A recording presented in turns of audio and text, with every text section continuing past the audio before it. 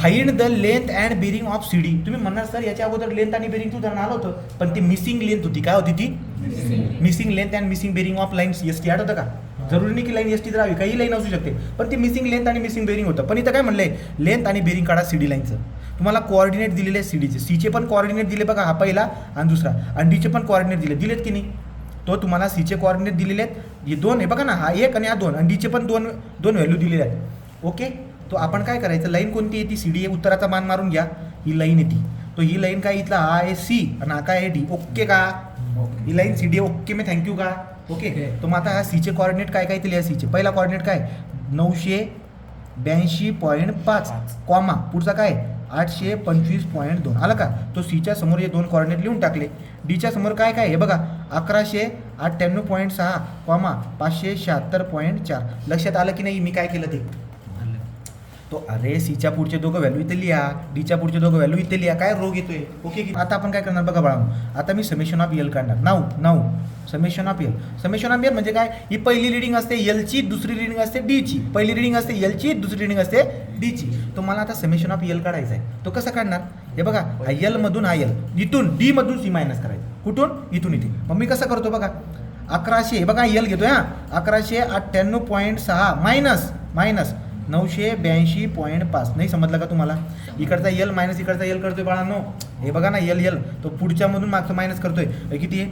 1198.6 1198.6 minus 982.5. तर हे काय झाला, काही चुकलं का माझ्याकडून?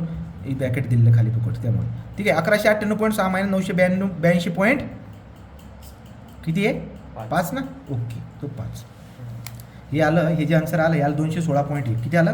216. याचा अर्थ समेशन ऑफ एल आला 216.1 मीटर. आता मला काढायचं इथेच समेशन ऑफ डी काढायचं. Summation of D. मग समेशन ऑफ डी काढायचं कसं काढणार? काय कसं काढणार आहे बघा, पुढच्या रिडिंगमधून मागे डी वाले. हा डी वाले कसं काढणार?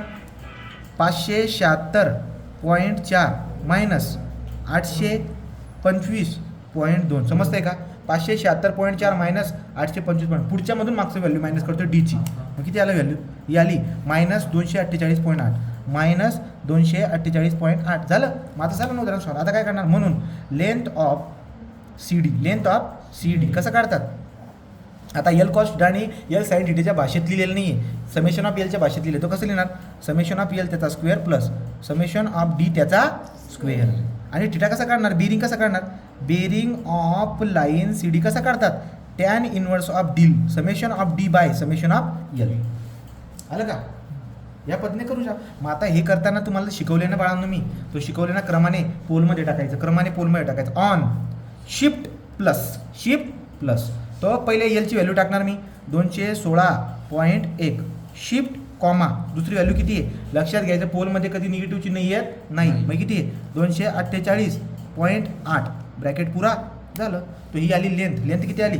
लेंथ आली बाळांनो 329.54 546 मीटरमध्ये येते लेंथ. ओके, तो ही झाली लेंथ. इथं लिहून घ्यायचं लेंथ ऑफ सी डी. हा लेंथ ऑफ सी डी याला ब्रॅकेट करा, कारण हे आन्सर आहे. आणि आता थिटा कसा काढणार? तो theta is equal to tan inverse पण करायचं गरज नाही ना. इथे बघा हा थिटा पुढे बघा पोलमध्ये झाला आहे 49.0. किती आला तो? Theta is equal to 49.023 degree. लक्षात आलं? हा थिटा पण तुम्हाला माहिती आहे की हुशारी करावी लागते. काय 49.023 डिग्री टाकायचं इक्वल दाबायचं. किती आलं रे? थिटा बराबर 49 डिग्री 1 मिनिटे 22.8 सेकंद. अशा पद्धतीने आपलं हे आन्सर आलं.